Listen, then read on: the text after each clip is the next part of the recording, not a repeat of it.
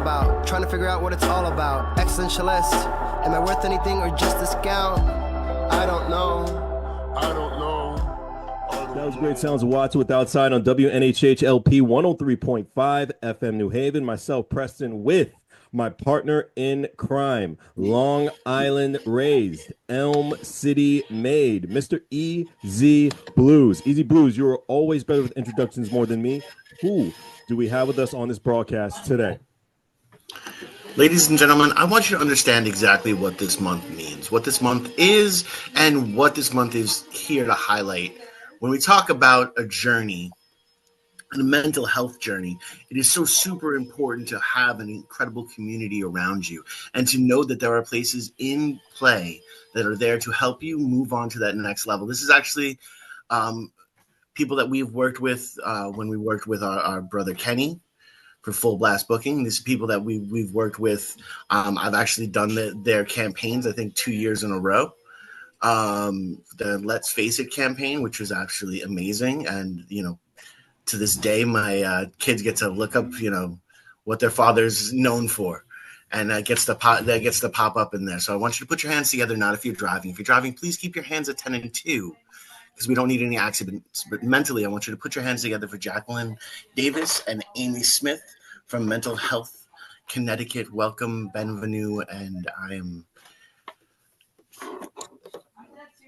Thank you. Thank you for having us. Absolutely. Yes, thank you. We're happy to be here. Happy to have you on. We really are. We want to talk about this mental health and just everything, but just the most important question in the room. And this is a question for individually for both of you. What does mental health mean to you personally as a worker in the field? That's an excellent question. Mental health for me is part of my whole being. Okay. I can't turn it off. I can't disconnect it. I can't ignore it, or else I'm going to be having some problems. It's just as important as our physical health. It lives and breathes with us every day. And when we take care of it, we're going to be our best selves. So it's something I prioritize for myself. It's something that I advocate for, I spread awareness for, and I try to educate and teach people some strategies, how to be your best self, how you can achieve that by paying attention to your mental health. So number one on my priority list every day. Amy, your thoughts? I think mental health is important for every single individual out there to pay attention to, and that throughout the day, we can do things that can help us take care of our mental health and recognize that there are other people out there, there are resources out there that anyone can connect with, and that can help support someone's mental health. Why choose this as a career, or did the career choose you? I think for me, it kind of chose me. Mm-hmm. I've been in nonprofit work for, oh goodness, I want to age myself, a while. And a coworker of mine, we were very close. She went on to Mental Health Connecticut, and I'm like, what is that organization? I never heard of it. And another coworker went to work with her as well. And I'm like, okay, well, this seems to be a really good business, and just started having conversations and realizing, wow, this is a really great organization. They actually care about people as people. They walk the talk when they talk about person-centered care and meeting people where they are. And I've been there over 10 years now, and I can't imagine being anywhere else. It's just a really healthy work environment, and being able to give back to other people. And as Amy said, talking about those resources, getting people connected, and just, making a kinder and healthier Connecticut. Same scenario with you, Amy? I believe it did choose me as well. I was coming from a background of the arts, owning and operating art galleries, and a friend recommended that I connect with Mental Health Connecticut, where I ended up really discovering a lot of opportunities to grow and learn here. And it's been an enormous support to me as well. Just throughout your whole tenure and career throughout Mental Health Connecticut, has the mission changed or expanded over the years? Yeah, and my experience in the 10 years, we did some rebranding. Used to be Mm, the Mental Health Association of Connecticut when I came on board. Our logo was red and black. It looked like a Nike kind of like a Adidas sneaker. As it was very interesting, but actually went through my time with two rebrandings, and it really is just keeping up with the times. Like right. I said, we meet people where they are, so we are always open to evolve and change and meet those needs. And because of that, we continue to be open to how we can do better, how we can improve ourselves so we can help other people be their best selves. So, our mission now is to partner with individuals, families, and communities to create environments that support long term health and wellness.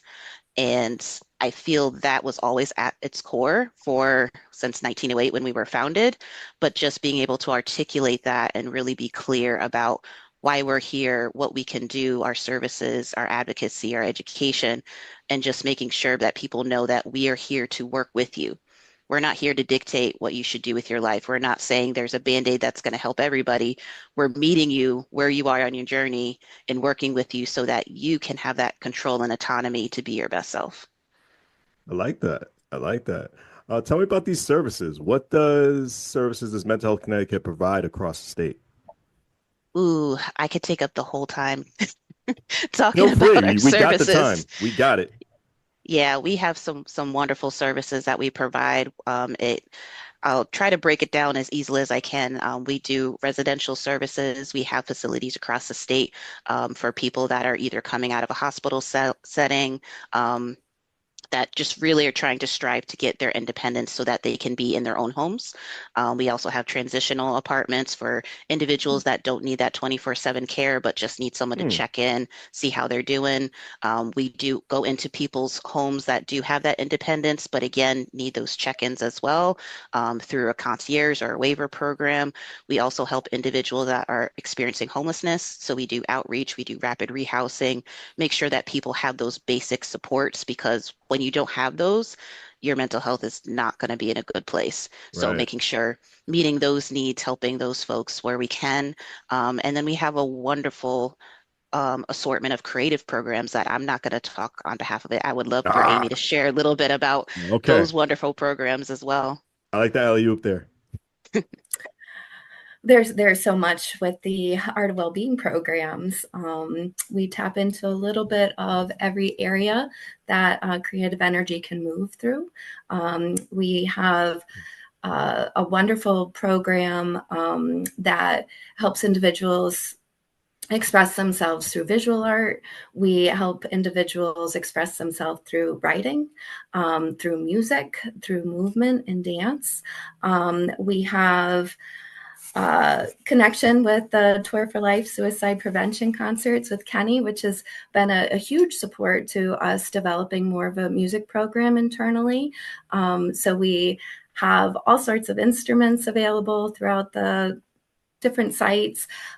We have a dance studio specifically in one of our programs in Hartford. I could go on and on with the different programs.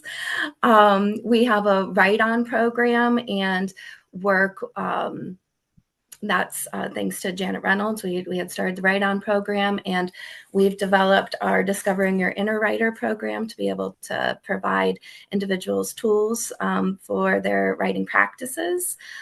We have the Justice partnership with the Justice Dance Performance Project to help people connect with their movement, connect mind and body, do writing and visual work. We also do a lot with visual artwork, which could go from photography to painting to drawing to tie-dyeing or jewelry making. Like I said, I could go on and on about the different areas that we tap into our creative energy and let it flow. Amy, this is a question for you. With the excitement and enthusiasm in your voice, what program stands out to you? Which one is your favorite child? Oh boy. That I think I can't pick this one. I feel all of them are very powerful. All of them have had huge impacts on our participants. I know that the program we do with the Justice Dance Performance Project is called Moving Stories. That one has had really great feedback from participants about how it's made them feel. Some people have felt it was like a family that came together, and that's a powerful feedback to hear from one of the participants, that they felt that safe in the environment, that they felt that they could express themselves in that environment, and that they continued to come back for more opportunities. What are the preconceived notions about therapy and mental health that you hear all the time, being professionals in this field? I hear that far too often, unfortunately. In my role at MHC, neither of us are clinical, by the way, Okay. but we work with the community. In my role, I work with community education as well as the internal training for our staff. And internally, we know it. We got it down. We know the importance of it. But externally, sometimes there are folks that think that, mental health is just mental illness. They don't think about the positive things. They don't think about how it's connected to every little piece of who you are, your emotional state, how you're responding, your behaviors. They just focus on the bad things. They think about the depression and the anxiety, and they're like, oh, no, that's not me. They don't want anything to do with it. They don't want to admit it. They don't want to explore it. But they forget that it's a whole balance. Because, if somebody, say, they're diagnosed with cancer, you're not going to put any shame on that for an individual. That's something that they're going through. You're going to work on those treatments. You're going to make sure that they get that care and support. You're going to make them a plate of lasagna. You're going to take care of that person. But if someone comes to you and saying, oh, I'm dealing with depression, we're not giving those people that same space and grace and being able to say, okay, well, what do you need and how can I help you? And I think that's a big hurdle that we as society need to invest more time and space in. And one fantastic way to start is just being educated. Jackie, I love what you're saying, but I need to invest time in saying the tagline. WNHHLP 103.5 FM New Haven. Jackie, please continue. My apologies. No need to apologize, Preston. Yeah, it is just important to spread that awareness and really have honest conversations like we're doing here today, that it's something that is part of every single one of us. Our mental health is just like our physical health, and we need to respect ourselves and our bodies and our minds, as well as supporting other people in our communities. And that's how we're going to get to a better society overall and continue to break those stigmas.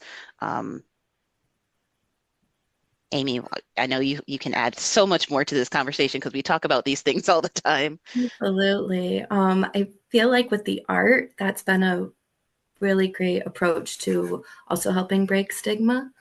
When we're in the studio, we provide a safe, trauma-informed studio environment for everybody, and we meet each individual where they are, help them take their next steps with their creative process. And then when they're interested, we help them connect with the larger community as well. And I feel that through the art being out in the community, we've been able to start a lot of conversations that maybe we wouldn't have been able to otherwise. The art helps us look at the individual, the unique individual, and learn about their stories, which are so important to learn about the individual and their story.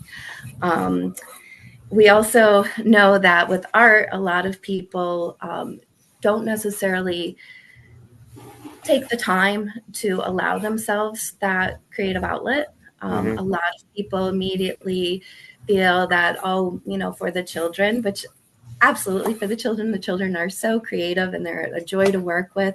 But for adults as well, the creative outlets can be a way to help them focus, to feel a little less anxious, to connect with others in a group, to understand maybe how they're seeing things around them and how they're processing the world around them.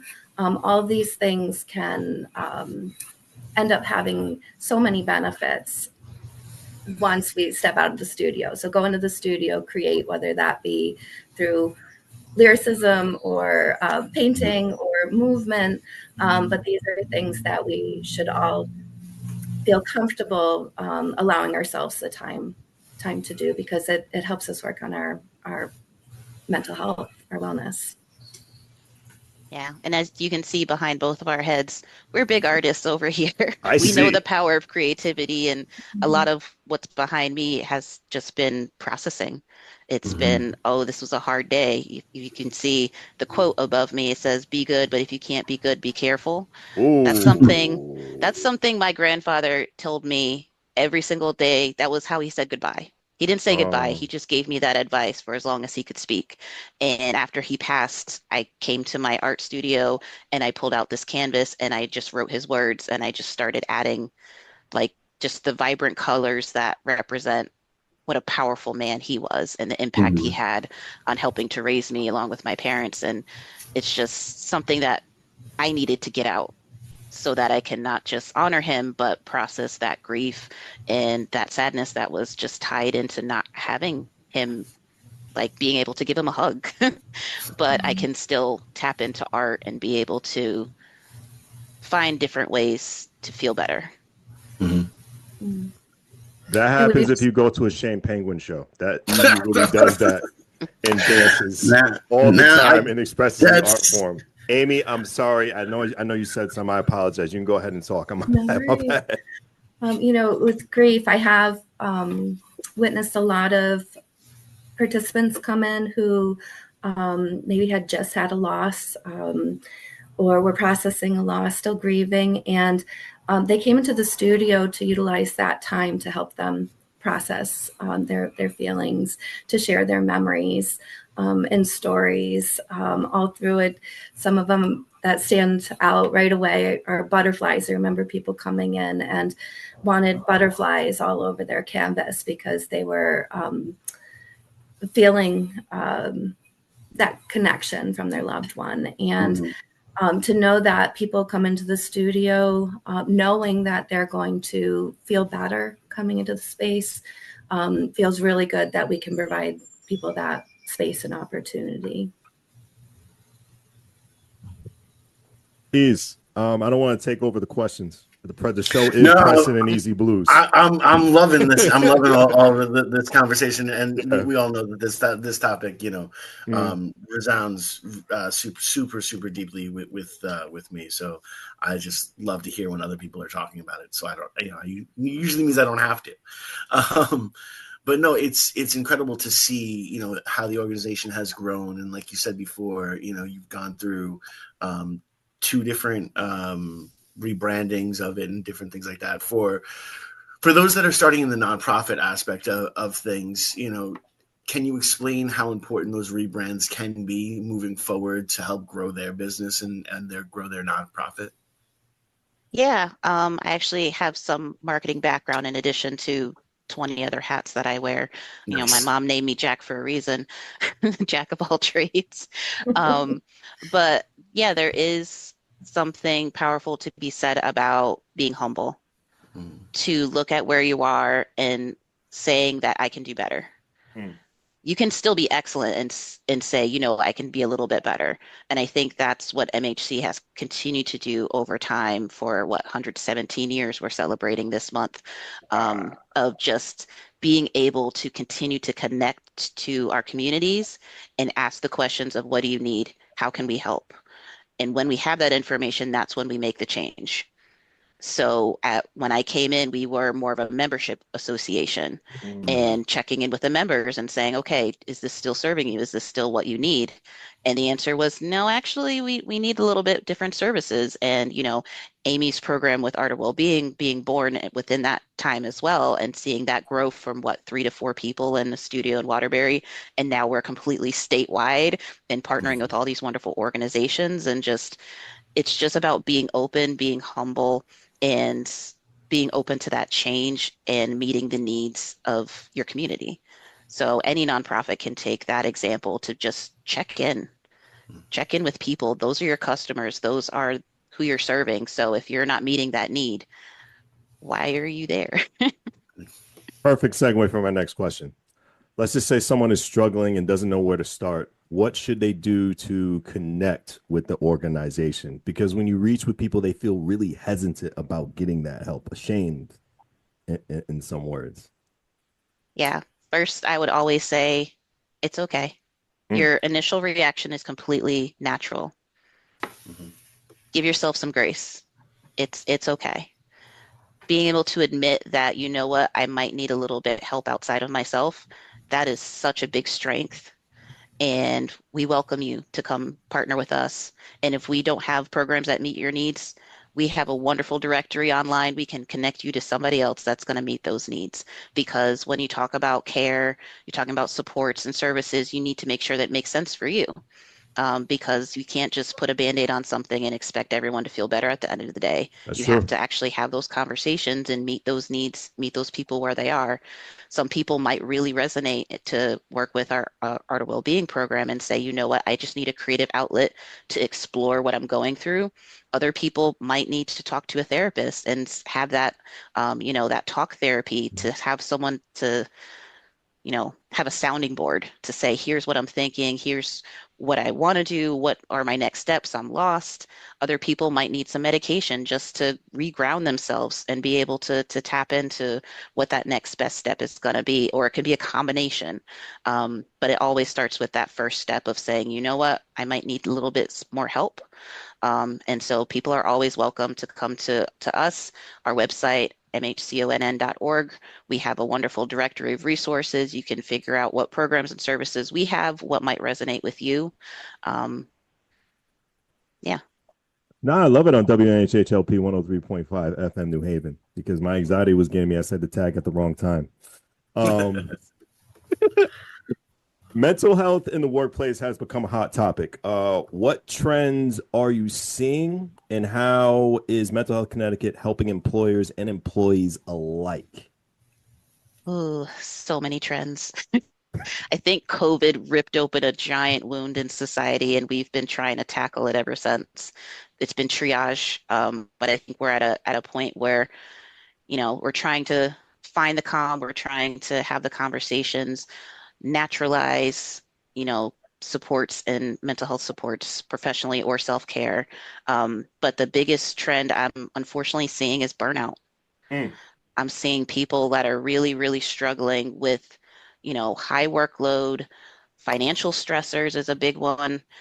Personal advice, do not look at your retirement plan right now if you don't have to, because that puts my anxiety over the map, because, Mhm. finances are like a roller coaster, and I'm just hoping that it'll be there for me when I need it.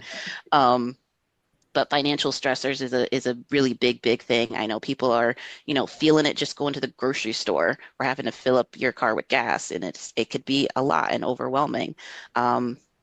So, I know the SHRM, which is the Society for Human Resource Management organization, they did a survey last year called the State of Employee Mental Health. They found out of that survey that 44% were currently feeling burnout, and projected that 82%, through another survey, I believe it was through Mercer, Mhm. 82% of us are going to be burned out this year. We are Mhm. at risk based off of everything going on environmentally, the lack of supports and resources, the stigma that creates these barriers, all of these factors combined. Burnout is on a rise, and we need to pause and find better strategies so that we can protect ourselves in the workplace. Because if you weren't aware, and when I first heard the statistic, I had to take a big pause and think about it. Your average work week, whatever that is, for me, it's a Monday through Friday.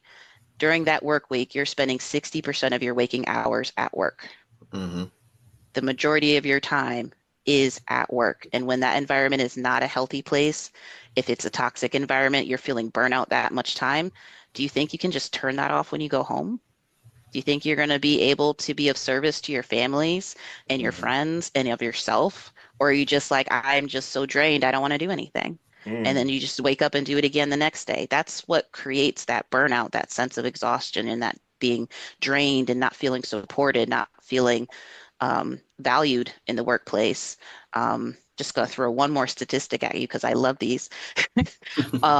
You also want to pay attention to the relationships you have in the workplace.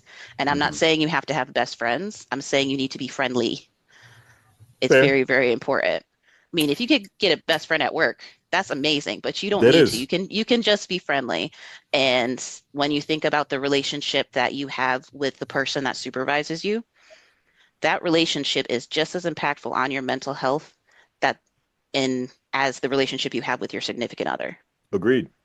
Wow. Yeah. That's And that truth is right there. based of that Yeah. 60%. You're spending all that time there and you have to make sure you invest in that relationship. And it's a two-way street. Us leaders need to make sure that we are giving back and supporting our staff, and the staff needs to, find ways to be open and have conversations with the people above you to say, you know what, we're all part of the same team. I would like to contribute to a healthy work environment. How are we going to do this together? And that's why I love to go out. As part of Mental Health Connecticut, we offer community education to any employers that are ready to take that next step, be humble, open up to change, and invest in their employees. Because I forget which report says it, forgive me, but Yeah. trust me, 90% of HR professionals know that when you invest in mental health resources in the workplace, that is going to prevent burnout. Right. So if you're ready to make that investment, feel free to check in with us. I do most of our trainings, self-serving plug here. But Nah, plug we away. love to partner with folks. Yeah, we love to partner with folks, and Yeah. I've seen a lot of wonderful success stories of organizations that took that time to improve their work culture overall, to be mentally healthy work environments, and their retention is up, their productivity is up, the morale is better, and it's just contributing to a better Connecticut. That answered my next question. You feel businesses are taking mental health seriously? Oof, stomped it right there. Stigma is a big issue around mental health. What are some myths you collectively as a company are working to break down? Do you want to take that one, Amy? There's a lot. I'm going to pass that one back to you, Jackie. Okay. We got the alley-oop. We got the alley-oop back and Volleyball forth. going on. Let's go. Oh, man. No, there is unfortunately too many, and I'm trying to think of some focus points. As we talked about people thinking about mental health as just mental illness, that's a huge one. Just not realizing that we're talking about human beings. Mhm. People forget the humanity when we talk about it. There's this weird us and them mentality when you talk about somebody that's experiencing a mental health challenge versus the rest of us. I say in air quotes. Hate to say, half of us as American citizens are going to experience a mental health challenge in our lifetime. 1 in 5 individuals in any given year are currently diagnosed with a mental health condition. These are just facts. Like Mental Health America put these statistics together. I'm not making this up. This is just the life that we have in front of us. And I think since COVID, with, social unrest, all of these things going on in society, it just adds to it because we respond to the environments around us. And when those environments are not healthy, guess what? It's going to impact our mental health, whether it's just having a bad day or actually having a diagnosed condition. So I think the big stigma of that can't happen to me is one that we continuously are tackling. And good news is we are right in the beginning of May, which is Mental Health Awareness Month, and MHC has this beautiful campaign we launched back in 2022, and we've continued to do that successfully, where every single day in May you go to our social media, at Mental Health CT. You can find us Facebook, Instagram is probably the best place, LinkedIn as well.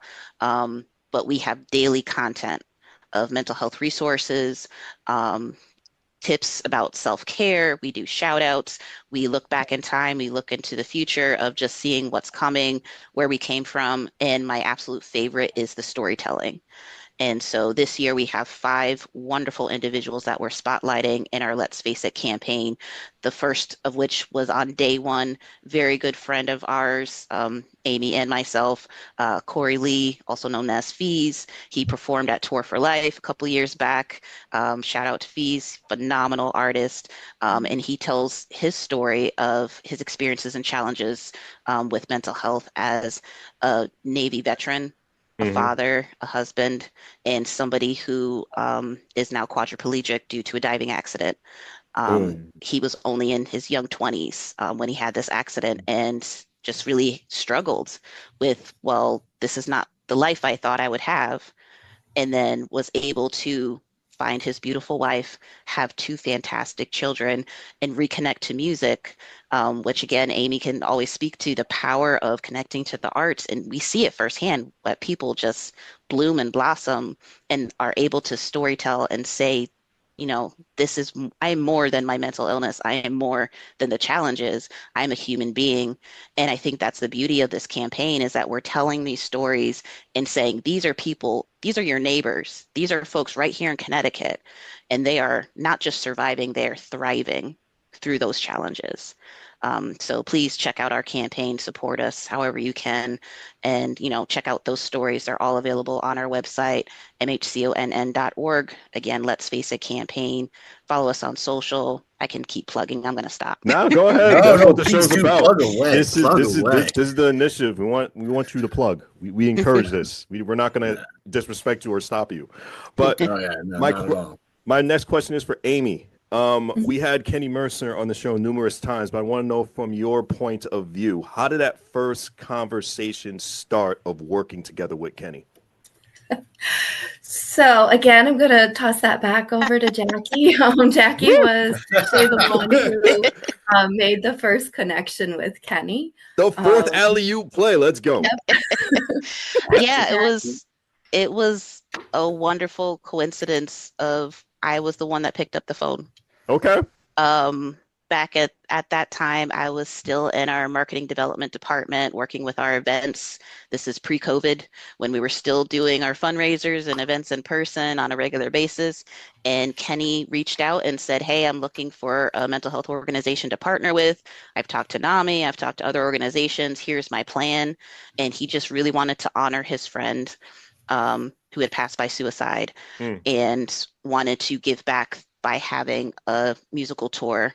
And at the time, he introduced himself as in his connections to the church. And I was just thinking, oh, this is going to be some gospel. This is going to be, I did not know him before that. And then, you're laughing because That's crazy. Yeah, that's wow. because you met Kenneth. You met Kenneth. I did. He's very professional on the phone. You didn't meet Deucebug. I get it. I understand. Yeah, and over time having more conversations, and then he's just like, "Oh yeah, we can get like Redman and Rakim," and I'm like, "Wait, this is gonna be hip hop, okay? All right, I'm on board." And then bringing Amy in and having that just continue on. What are we like 5 years strong now? That's are we awesome. on year 6? I've lost count. At least 5. Yeah. 5 years now. It was an incredible experience to go to the first Tour for Life suicide prevention concert, meet all of the artists. We had a community canvas out, and I know a lot of people at that first concert really came over to us, were interested, wanted to learn more about the work we were doing, and I wanted to learn more about the work that they were doing too as artists.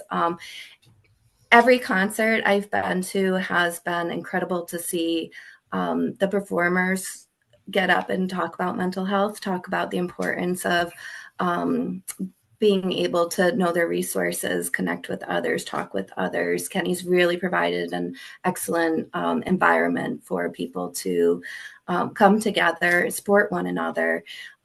They're doing so through this very creative outlet, which does bring in all of that storytelling as well, which helps us better understand one another.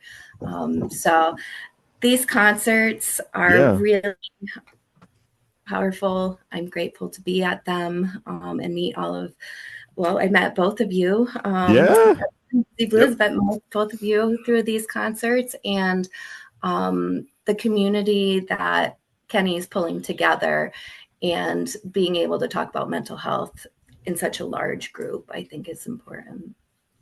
What hip hop always it's a seesaw with hip hop, because like you could people are either real for it or there's some pushback. Was there some pushback from the company, like being involved, with like Rakim, Redman, all these great artists just like pushing the narrative forward, or no? Or I'm just going crazy. Pushback from our company? Yes. Yeah. Oh no. Okay, that's awesome. Our CEO was at one of the first meetings with Kenny, and he Okay. left that meeting so excited. It's like this is going to be beautiful because we're all on board with the power of creation, and music is such a great vehicle to storytell and an outlet to express yourself. And whether you like hip hop or not, which I love hip hop, Right. just happened to be the 80s kid. That's just this is how I grew up. But just being able to respect that storytelling part of it, I don't think anyone can deny that. Mm-hmm.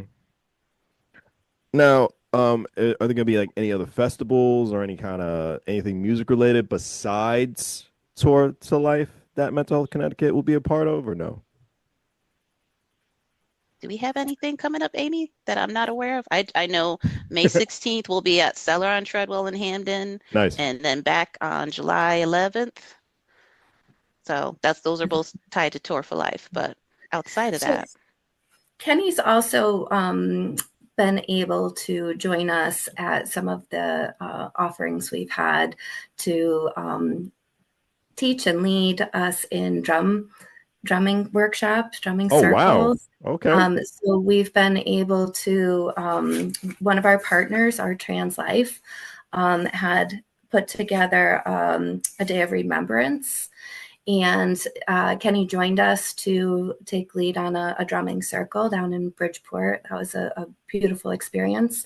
We've also had an opportunity to have him out in Hartford at our Art of Wellbeing studio that is in partnership with the Hispanic Health Council at the Family Wellness Center, where we offer workshops Monday through Friday over there. Kenny's come in and been able to work with our participants in expressing themselves through drumming.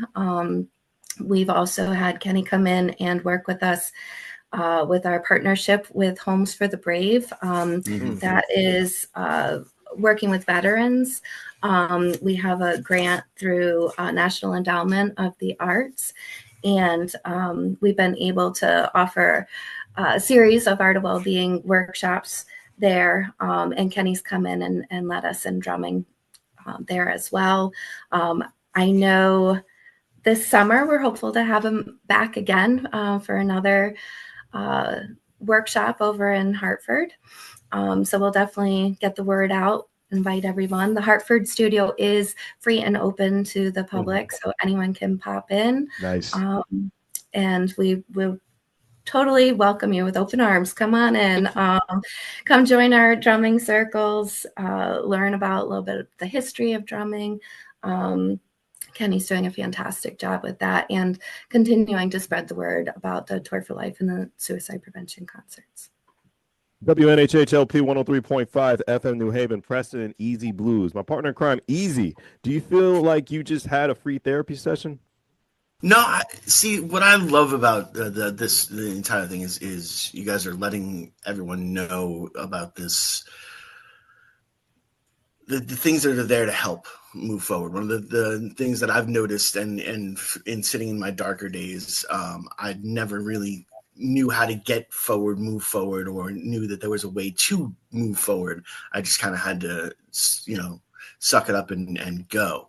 But it was actually through, the connections with Kenny, and actually it was the same passing of Alex that stepped up my journey into mental health as well, which was nice. So it's incredible to see the growth and to see where everything has gone from it, and how much of a tribute it can be for all the people that we have lost, and I want to know, where is your personal connection to it? Where is that common thread type of aspect? Because we're always big on stories, so I want to know where your origin story starts in mental health, we'll say. Yeah, I share this story as a mental health first aid instructor, and I'm gonna do my best not to get all emotional. If it happens, but and it's I real, do. Yeah, we're here for it. I always encourage people, like, if you have to cry, good, because your body's mostly water and it's got to go somewhere. So it's completely natural. But yeah, I share this story because if you're not aware, mental health first aid is a certification program that teaches individuals how to recognize the signs and symptoms of a mental health or substance use challenge and how to intervene as a non-clinical individual to support that person and connect them to appropriate resources. It's a fantastic program, not just because I'm an instructor. I've seen it help people. And I became an instructor, not just because I had the opportunity to, but because I never knew my grandmother on my mom's side of the family. Her mother took her life when my mom was only 14, 15 years old. And not having that history and that connection for this beautiful woman that I hear all these stories about, but never got to hear from her, talk to her, cook with her, which we totally would have been cooking together. That's the vibe I got from all these stories. But there was nobody in her life that intervened. There was nobody that saw those signs and symptoms and said, hey, are you okay? Right. Do you know that, we can get you some support? We can get you some help because, Easy, you were talking about like, being in that place where you just kind of figured it out. Mm-hmm. That's a common story because people don't have these conversations. They don't talk Right. about that there are ways that you can support yourself. There are therapies, there's medication, there's, 988. You can call a hotline, a crisis line, a warm line. You can just open up and talk to a trusted adult and say, hey, I'm not doing so great. And Right. just, you can pick up your coloring book. That's one of my favorites. There's so many things that you can do, but was such a horrible stigma associated with it that individuals were ashamed. Mm-hmm. And when you're in that really dark place, some people do take their own lives because they feel that there's nothing else for them in this world. Right. And so that's why I became an instructor. That's why I love to bring awareness and educate other people, because I feel like maybe I can help someone else meet their grandmother. Right. Maybe I can help somebody else, find themselves again and realize that, life is worth living even through the hard times. Mm-hmm. And yeah, it fuels me every single day to be able to honor her memory and hope that, her energy is out there somewhere saying, at least I helped to do that. Right.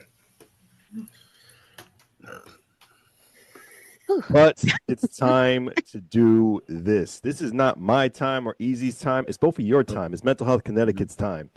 Please, shameless plug again. We want you to. We want you to shameless plug everything. Plug everything that you can. This last couple minutes of the show is entirely for the both of you and for the great company that you work for.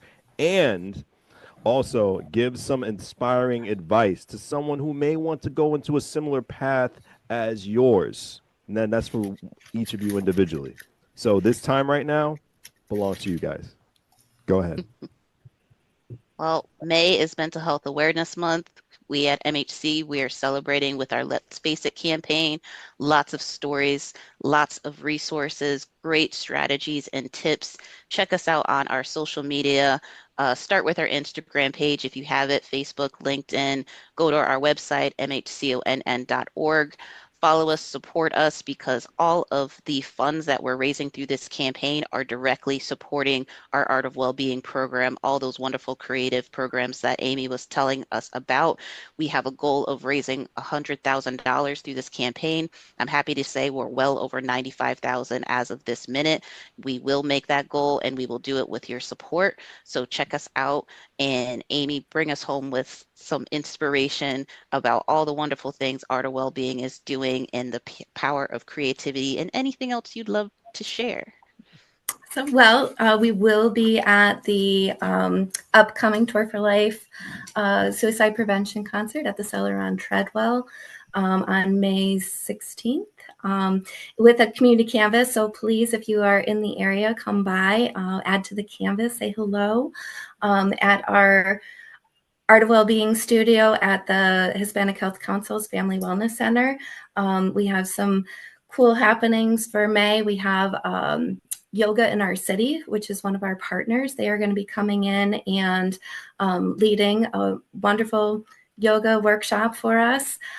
We also have an artist who has donated a beautiful installation of paper cranes, who will be coming and doing an artist talk. Her name is Abigail, and she'll be doing an artist talk. We'll learn about paper cranes, and she's going to give us a little demo. And we're also going to have award-winning flower design artist, Kirsten, who will be coming in and teaching us a little bit about how to do floral arrangements. That'll be a first for the studio, which we're excited about.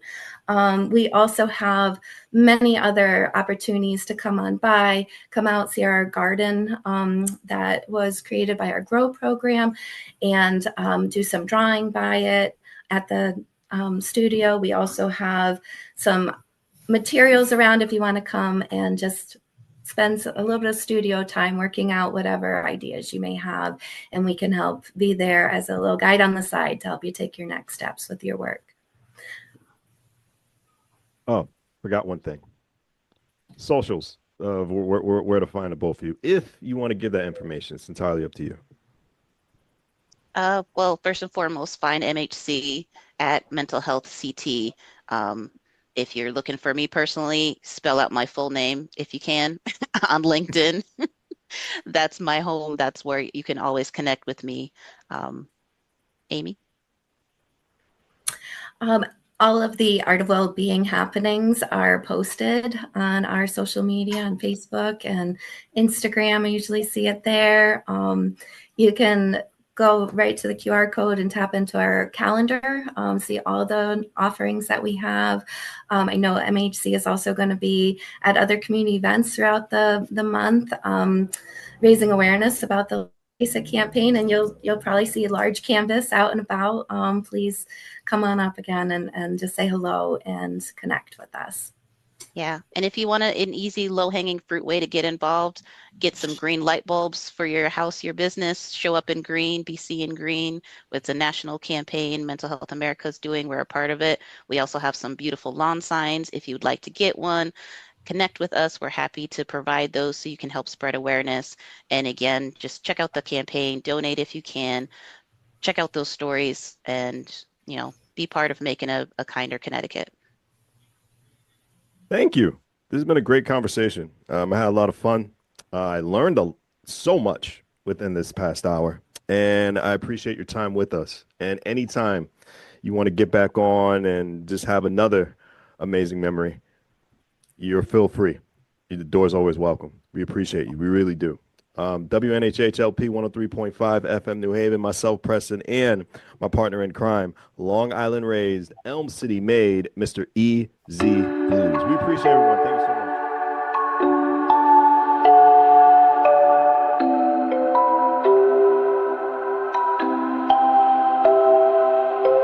Wondering what to write about, trying to figure out what it's all about. Existentialist, am I worth anything or just a scout? I don't know.